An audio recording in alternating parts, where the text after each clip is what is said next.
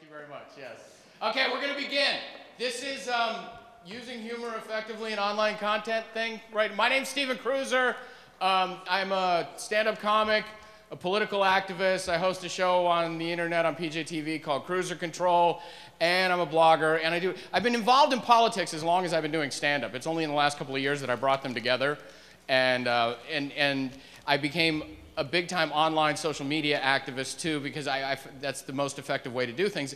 And one of the things, I've been talking about this for a year now, giving this presentation and talking with people and amending it as I go along. I don't know if you've noticed this, but there's a perceived difference in, you've all hung out with other conservatives before, I presume, okay? And they tend to be fun, happy-go-lucky kind of people, okay? And there's a reason for that. There's a reason. We're not the left, okay? And if there's anybody from the left in here, and I hope there is, you write this down. Carefully get all of this, okay? So if you can post it correctly. The left is so caught up in this flying unicorn pooping the Skittles way of approaching things that they really do every day think that they're saving the earth. They really do. It's this false self-righteousness that also makes them kind of tight asses, okay? They're not happy people. They're very miserable because they aspire to an ideal that's not tenable, that's not attainable at all either. It's a fantastical way of believing in government and politics, and there is no historical basis for what they believe. So they're miserable, pinched, nasty people for the most part. And if there, again, any lefties here, that's miserable, pinched, nasty people, okay? Because there are children here, and that's as nice as I can be right now. On the right, however, I hang around with a lot of conservatives. We have a blast. We have a blast all the time. And then I go watch conservatives on TV, and I read conservative blogs, and it looks like everybody is in dire need of some fiber, okay? There's disconnect between the way we present ourselves and the way we actually are. And one of the greatest things, especially going into this election cycle, and the reason that the Tea Party movement has been successful is because the mainstream media no longer owns the narrative. The mainstream media is not allowed to craft the narrative anymore. And the reason for that is we're allowed to make content ourselves now. Every person in this room is equal. It's a level playing field. We can create whatever kind of content we want, whether it be written form, audio, video. We own the message driving now. And it behooves us to drive that message in the best way possible. And yes, don't worry, I'll be wittier in a minute. This is the important part that I want to get out in the beginning. Toward that end, I think we lose a lot by just not lightening up and being ourselves and being fun and being funny when we can. Because everybody can't do stand-up, but everybody has their own little quirks that are interesting, that are funny. People I know who aren't comedians, who are serious political activists, make me smile all the time. They make me laugh. They make me... and everybody needs to understand that you've got that in you somewhere. This isn't going to be a big motivational speech, okay? Some of you may just not be funny, and you're going to have to deal with that. And you can do policy research or go to work, for Heritage or something. That'll be great.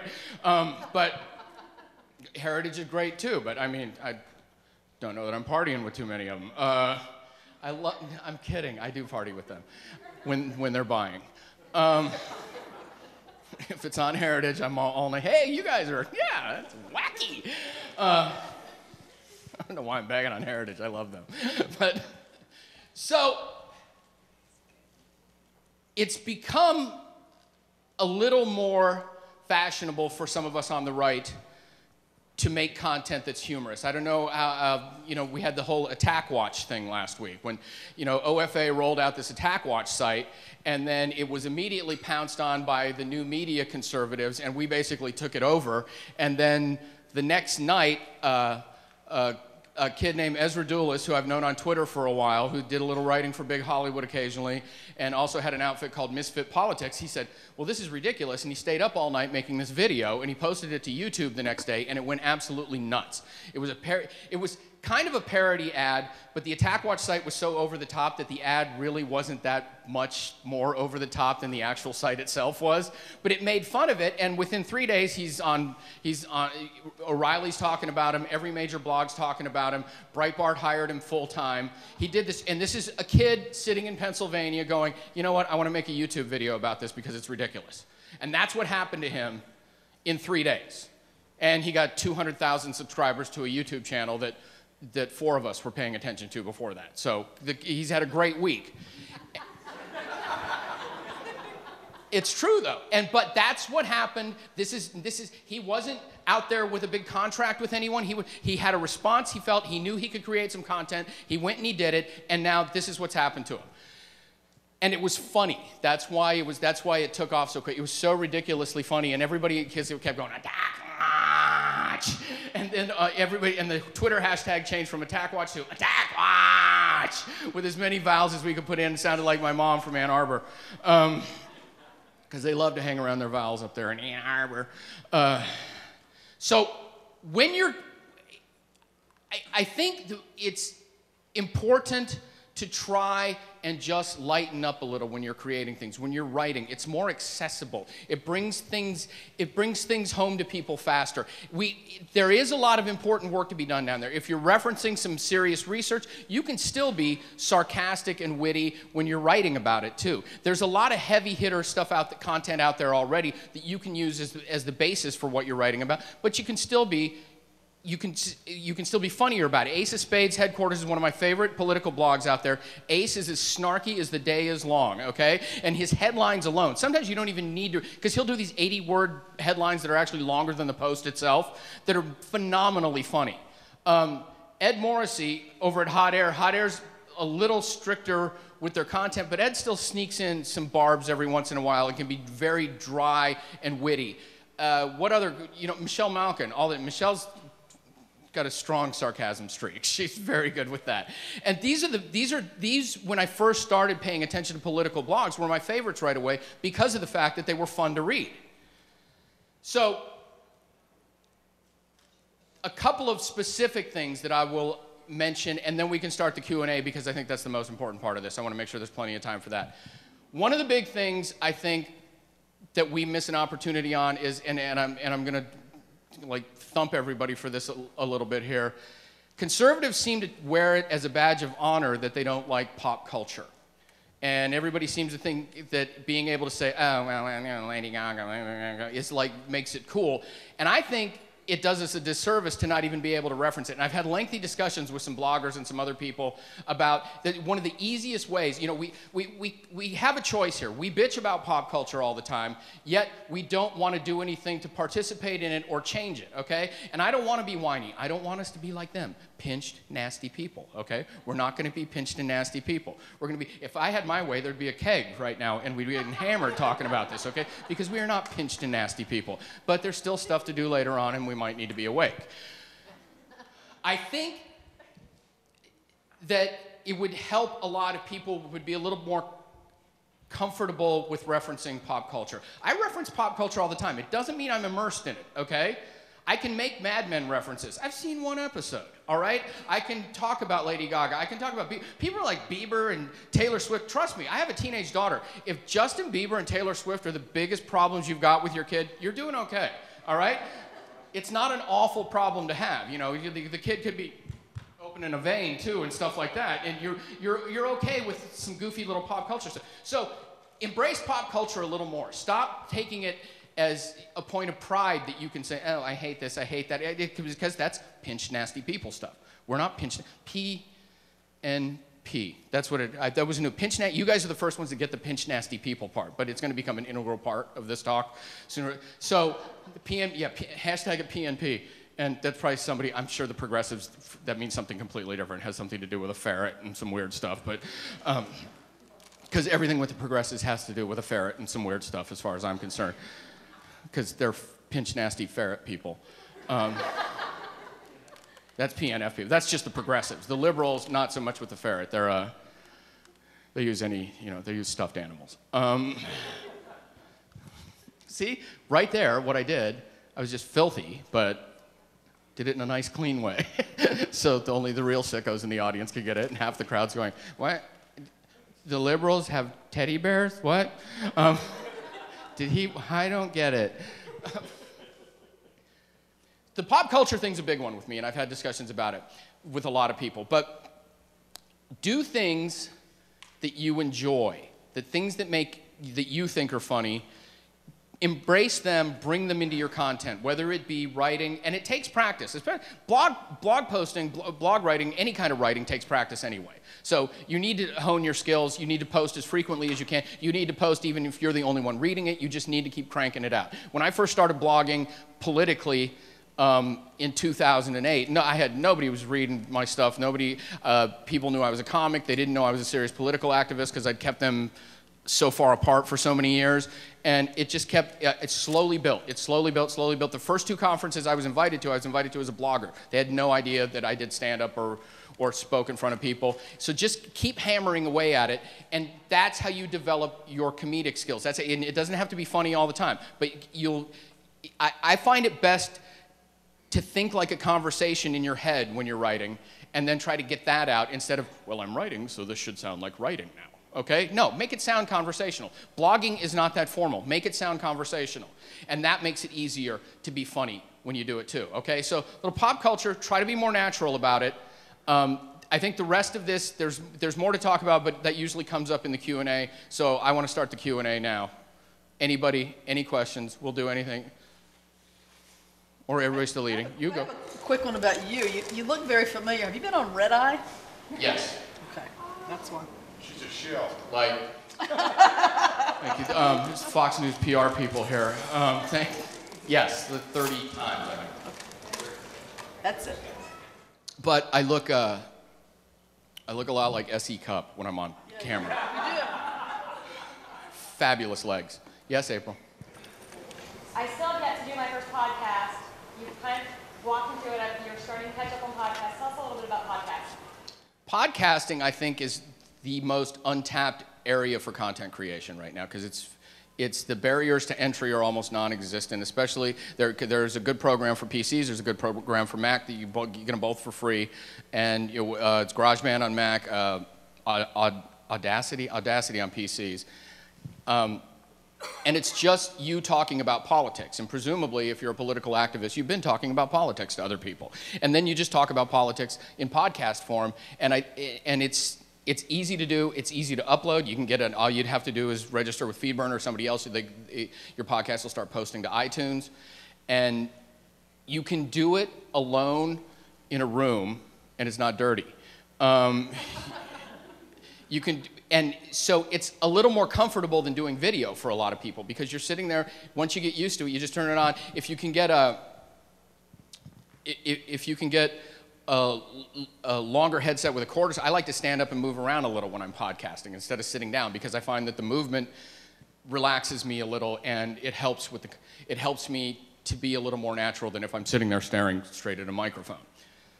So I think if you're looking to branch out beyond writing, podcasting is the best way to start. And you can bring in friends, you can make it goofy, you can Skype people into podcasts. It really is not that technically difficult to learn how to do. And it's fun because if you bring someone in who cracks you up, this is where the humor comes in. And I've done podcasts with a lot of my friends this way.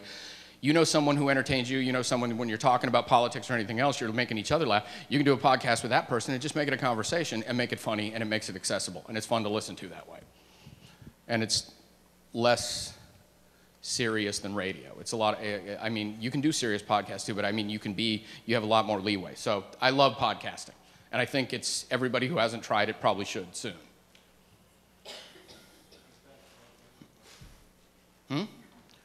The vein thing? Get back to the vein again, try it once. Oh, yeah. How do you, because there's a point where funny is a line, like a fine line between funny and sarcastical. Yeah. How do you, or where do you use your barometer for when it just goes over the top to, like you're not funny right now, you're just wanking about stuff? I don't know. Even though I've been doing stand-up my entire adult life as a job, I'm not even sure that my internal barometer is that good on it. That's one of those things that the audience will let you know that you've gone over the top on. Huh? Or yeah, every once in a while you just need to have someone else. You need to have a good critic who's not going to BS you. Okay, that's my best friend has always been like that for me. If I do something that's ridiculous, if I do something that's offensive, or I do something that's just not funny, he's going to go, yeah. Like that, and I trust him on that.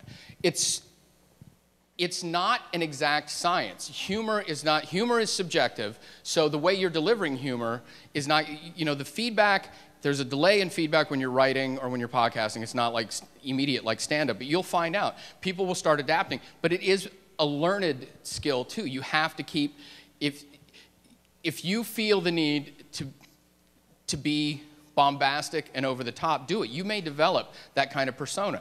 You may develop, like Ace. Ace is over the top a lot, okay? Ace does things, Ace tiptoes into waters that would offend almost everybody at times, okay? Yet he's still one of the most serious, hardcore bloggers I know. I mean, when it comes election time, he's doing get out the vote work all the time. He does what he tells everybody else to do.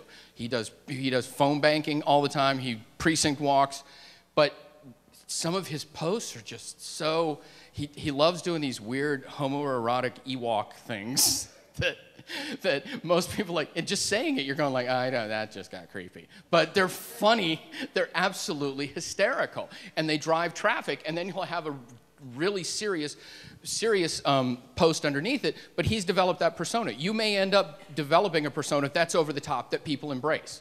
Some people like that, if you get good at it. You may decide you want to dial it in a little and be witty. You have to do it to figure out which kind of funny you're going to be. Are you going to be sarcastic? Are you going to be dry wit? Are you going to be crazy over the top? Or there's a getting people to chuckle and enjoy it, and there's a getting people to pee their pants. I'm of the latter. I like I'd be very happy if you were all incontinent by the end of this, okay? I like nothing better than to see an audience go, yeah! That's one of my favorite things of all time. Better than a standing O, actually. April Marie's tweeting now. She's not even listening to this. I was just talking about incontinence and people urinating on themselves, and you just were like... So, it's the practice. It's one of these things. I've been a writer for a long time. I've been paid as a writer for decades, and people were always asking me about writing too. And there are some cliches that hold true. Writers write. That's what they do. Bloggers blog. Whatever you're doing, whatever content you're creating, you need to be creating it all the time. If you feel like you're creating it in a vacuum, it doesn't matter. You need to keep creating it, okay? And then you need to learn some social media marketing skills for yourself, but that's another lecture. That's a different lecture, but it's a very relevant one too.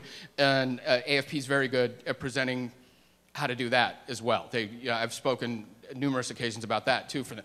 But the thing is right now is you need to be, whenever I'm at these things right now, I'm always hoping when I'm talking about blogging or I'm talking about social media that I'm very glad that everybody's taking notes. I would be even happier if you were all blogging about it or tweeting about it right now, because that would mean you're just in the groove all the time. That's what you're doing. And when you come to something right now, you can blog about it, or you can either live blog it or take notes on the computer to blog about it, and you're still taking notes and learning and absorbing what the speech is about, but you're also doing the thing that you need to do to hone your skills. So it's practice, practice, practice. You got to keep doing it, and you will find out, you will gravitate toward what your audience expects from you when you start developing an audience. And if you only have 5 people reading you regularly, they're still an audience. Don't disrespect them because they're a small audience, okay? If you have people who are paying attention to you, don't slack off and don't sell them short because they're not a huge audience. Some of the best shows I've ever had, I remember I used to do these one-nighters in the Midwest when I first went on the road in the winter, because they were the only gigs I could get because I was just first going on the road. And there'd be these nights in the middle of a blizzard, and you'd be working at a Holiday Inn, and the only audience you would have was the 4-piece band from the hotel across the street who decided they had no audience, so they came over and they became my audience of 4. And your choice is then, you can sit there and go, oh, it's 4 people. Nasty, pinch nasty. Is it PNP? It's PNP. PNP, double ferret. Or you can say, you know what? It's a miserable night, and these 4 people showed up to be part of the audience. They deserve the best I can give them. Those 4 are no different than if they were 400,000. So I go out and you just have fun with it. So respect your audience, and you will learn. They will be your barometers at first to tell you what kind of humor you should be doing, what's comfortable, and what's working for you. That was like a 90-minute answer. That's what I do. Yeah, well, I was going to say, how do you know when somebody's not guessing it because you mentioned that before, like giving you the spin or something? Usually it's a spouse or a best friend. It's someone you've known a long time, or a sibling. Someone you know who is thoroughly unimpressed with you. And it's always It's always been my best friend and my kid now. My kid's old enough now. My kid's just like, you know, when she gives me that face, she's like, Dad, then I know. The reason why I ask that because a lot of times when you mention about blogging, you're dealing with, you're just looking at written text. Whether Yes. it be on a cell phone device or a computer or whatever, or even through print, right? But you're dealing with the written text, so you're not seeing a facial expression or a true expression of the person that's putting the message forward. If you have someone you trust, you should run your writing by them too, which is more painful than almost anything else. Because that to me still makes me a little, whenever I've written something and I hand it over to someone and go, okay, tell me. That's still more difficult for me than getting up in front of a group of strangers and talking or doing an act. But I think it's important to do. You need to get the feedback somewhere in the beginning. And well, another way to get it is when I first started out as a blogger, I joined a couple of small conservative blog groups dealing with other bloggers. And it's pretty easy to get feedback from other bloggers if you ask them to. And just say, don't BS me. This is what I'm trying to do. Am I accomplishing it? Who's your target audience right now? Who do you have as a target audience? I'm pretty wide open because I actually engage a lot of people from the left, too. Some people prefer not to try to do that because that can bring some nastiness along with it because they can get pretty ugly at times. But I also, for my online content, for PJTV, my targeted audience is mostly conservatives. I've always been a conservative. I've never, even when I was a kid, I never had a wandering liberal phase. This has been me all along. Because I grew up in Barry Goldwater's Arizona, so we didn't even have Democrats then. When I was a kid, you had to go to the zoo to see a liberal. Yeah, no. My mom taking me, honey, don't feed him. He'll try to take your money and stuff. See, that's an old Steven Kruiser joke that I just broke down into like 3 parts, but it still worked because practice. So my target audience, for the most part, especially as it gets closer to an election, it's all of the GOP. Most of the time, it's conservatives, but I do keep the content accessible for everybody, and I do engage a lot of people from the left still. But it broadens a little more as I get closer to an election when I get specific about a candidate or an issue, and then I'm just kind of hammering on all of the GOP.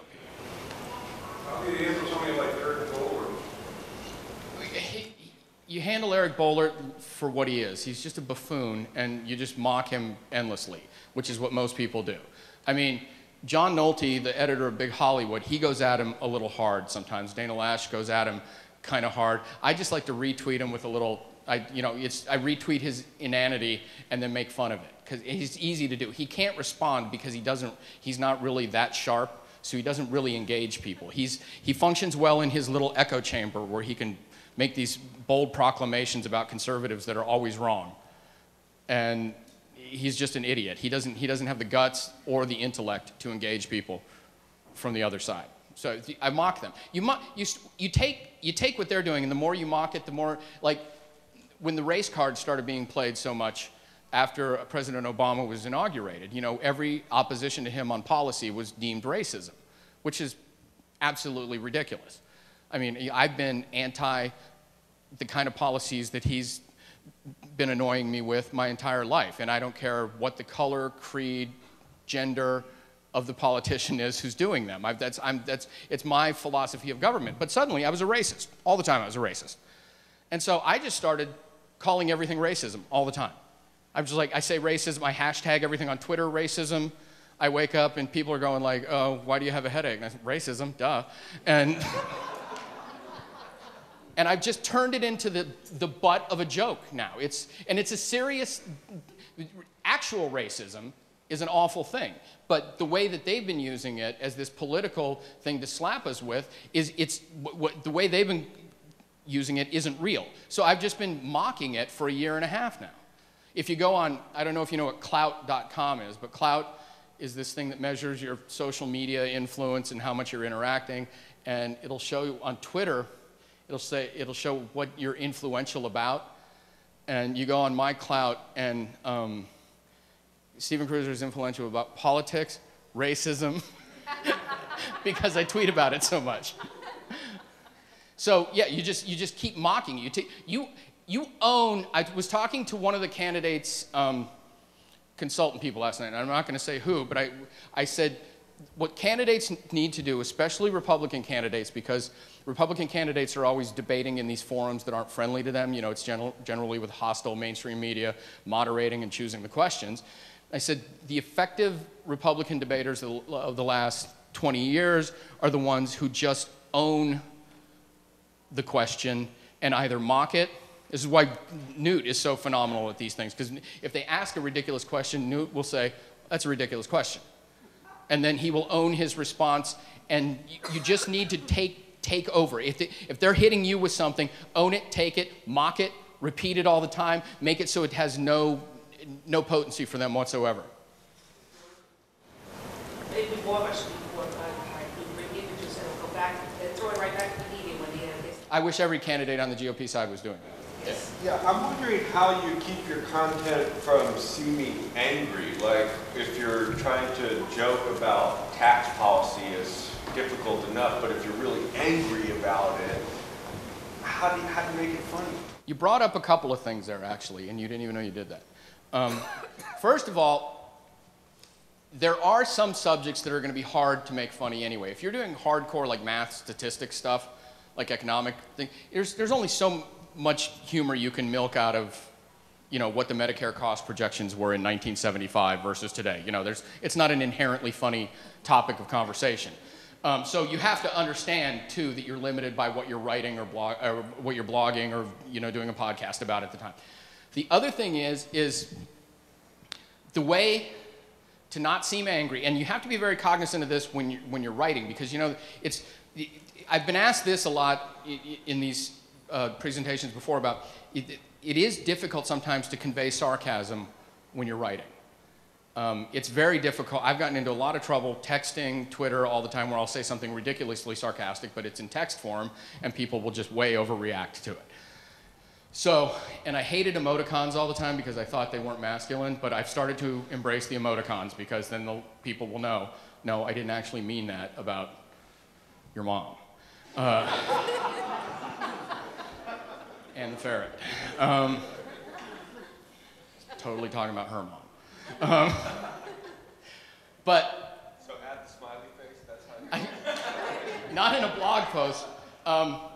Sometimes I will actually parenthetically point it out. I'll just, in parentheses, I'll go, sarcasm, people, with an exclamation point. But that is the thing you need to be most aware of when you're writing. You need to really look and make sure. It helps to not be angry when you're writing it, okay? Because there are some things, I wrote a blog post about a month ago about this article in the New York Times that just pissed me off so much about this book that was just released about, you know, you should let your teenage kids have sex in your house and it'll help them be more normal with their sex lives later. And my daughter had just turned 13 like 3 weeks before, and I got the headline from the New York Times at like midnight my time, and I went, oh, hell no. And I started to write about it then, and I was so pissed off at the time. I went, no, I gotta wait till morning. Because this is just gonna be me screaming at the New York Times, and it's really not gonna be an effective blog post. So I waited. I went to sleep, woke up, wrote it the next morning, and it was still, you could tell I was passionate about it, but I wasn't having an immediate reaction with the anger at the time.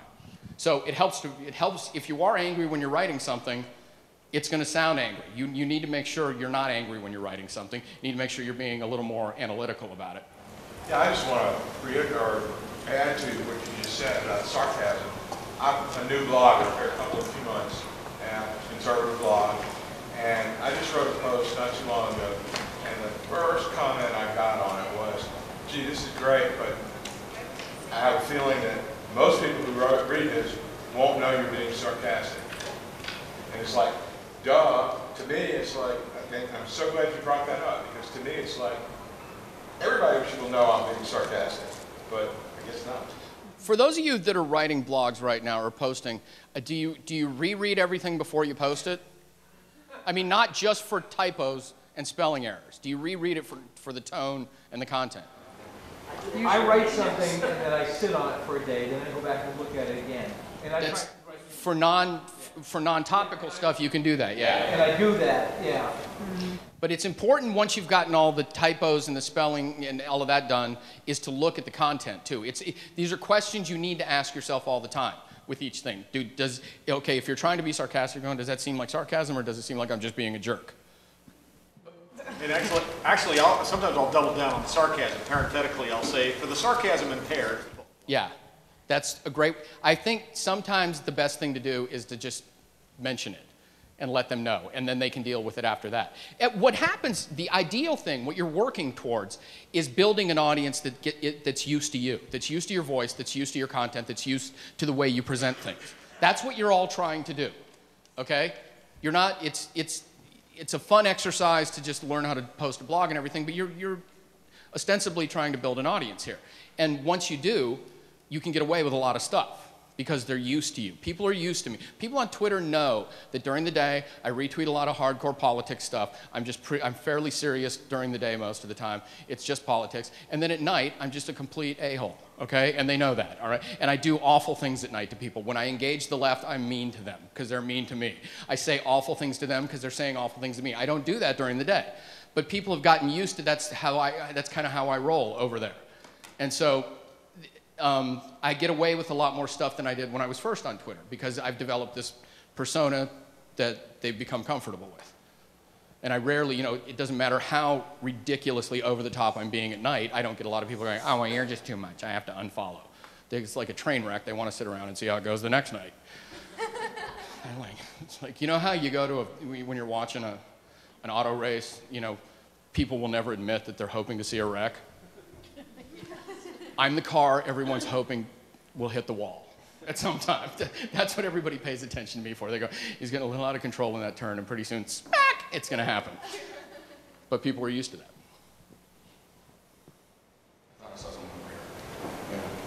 Do you think that using podcasts or YouTube with your blog could help people understand your sarcasm if they begin to hear your voice talking Immensely. Through the writing? Immensely. I don't know if you heard that in back, but the question was, does podcasting or posting video help people understand your writing voice? And it does that fantastically so. Because it's like a little, you don't even need to do it regularly. You can do some video podcasts and early on, and people just get to know you, and it helps a lot, quite a bit. And then it gives you practice doing two different things then. So the more the merrier. The more of these media you're comfortable with getting content out with, the easier it is for you to create content too. There are days you might not feel like writing. It's easy to do a 10, 15-minute podcast. There are days you may not feel like talking to anyone, and you're reclusive and antisocial. Great writing days. I just want to report back that I posted a blog while you've been talking. What was it about? You and no pants. Me and no pants? That's the other thing. You see that I have pants on right now. Okay? April, no. April and I just say things to each other that make people talk about stuff. That's nothing. I developed this thing on Twitter. I don't even know how it first started, actually. Oh, no, I do. I started, when I did a daily podcast, every Friday I would call it No Pants Friday. And it was just a state of mind kind of thing. But then I started tweeting about no pants all the time on Twitter. And then my friend Kurt Schlichter tweets about no pants all the time. And then a friend of mine from Canada, she tweets about no pants. And this no pants, and people identify me with hating pants now. And it's just become this fun thing. It doesn't mean I'm walking around with no pants on all the time, as you can see, because rules and paychecks and crap. But oppression, pants are tyranny, okay? You know who wore pants? Hitler. You know who else wore pants? Stalin, okay? You know who didn't? Jesus. There you go, okay? See? I win.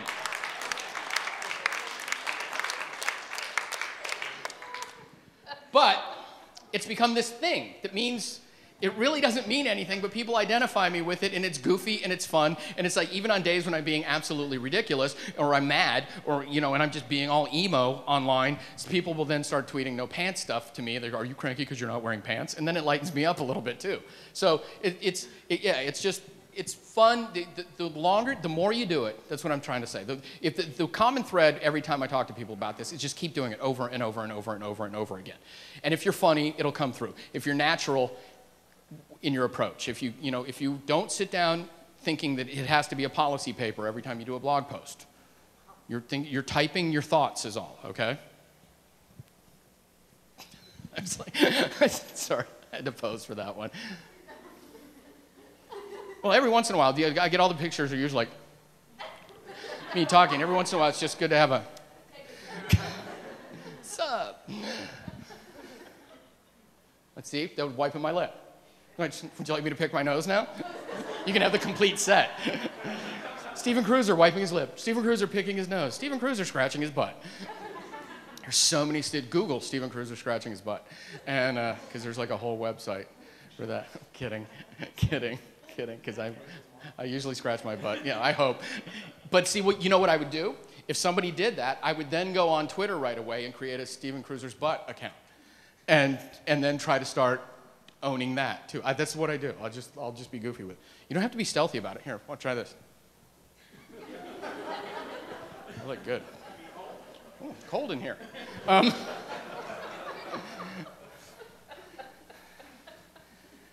See, now you think I'm human because I did a nipple joke, okay? That's what I mean. Before that, everybody's going, I don't like him. But a couple nipple jokes and one butt scratching thing, and everybody going, he's okay. I'd let him come over. He'd eaten back, not with the kids or anything, but Any other questions? The left serves up a continuous bucket of fail. I mean, the amount of resource material out there is at times overwhelming. How do you sometimes just get your head out of the cloud and get back down to a single book? Sometimes I find myself just reading, and get overwhelmed and can't distill it down to just a single topic. Is there a way to kind of... You mean you're perusing all the lefty blogs and that kind of stuff? Yeah, nostalgia, right-wing blogs too. I'm going to make fun of them. There are days when there are so many things going on. You're right. It is difficult to do. What I do on those days generally is try to see what everybody else is posting about and then try to find something that isn't that. Just because that'll force you to get specific about something when you're by avoiding what everybody else is writing about that day. But by the same token, I think that if you want to be an effective blogger, and this is something I go round and around with a lot of people on, I don't think enough conservative or center-right activists, bloggers, podcasters pay enough attention to people on the left. I think they're paying attention to all the other conservative blogger podcasters, which is why you end up with 500 people posting on the same exact thing and all sharing that with each other on Twitter. I think it's more important to get on the left-wing email list. I think if you want, okay, here's my one little golden tip for you right now. If you want easy stuff to post about, sign up for the Organizing for America email list as soon as you get out of here, okay? Get on OFA's email list because they send out these ridiculous videos. They're so easy to mock, you almost don't have to do anything. I did a post for Big Government a month ago that was just like a few sentences and then the video that Organizing for America had just sent me. And almost everything they send, you can screen cap and get, and if you get it, they stagger how they deliver it, so sometimes you'll be getting it before some of the people at the bigger blogs have gotten it. And that's just like at least one gimme blog post a week right there. It's easy to do. You should be on their email list. It's like, because now they're in panic mode. Now it feels that every one of the emails has this whole desperate lover who knows he or she's about to get dumped feeling to it. When you read their emails, you can almost feel them hanging onto your ankle as you're walking out the door. But so that's one of the things I would pay attention to, a lot more left-wing content. Not so much to their blogs, because their blogs are psychotic and it'll just make you mad. If you start reading Daily Kos all the time, you'll end up, you'll go, now I need to hit somebody. I don't want to write, I want to punch someone, and that's not going to help.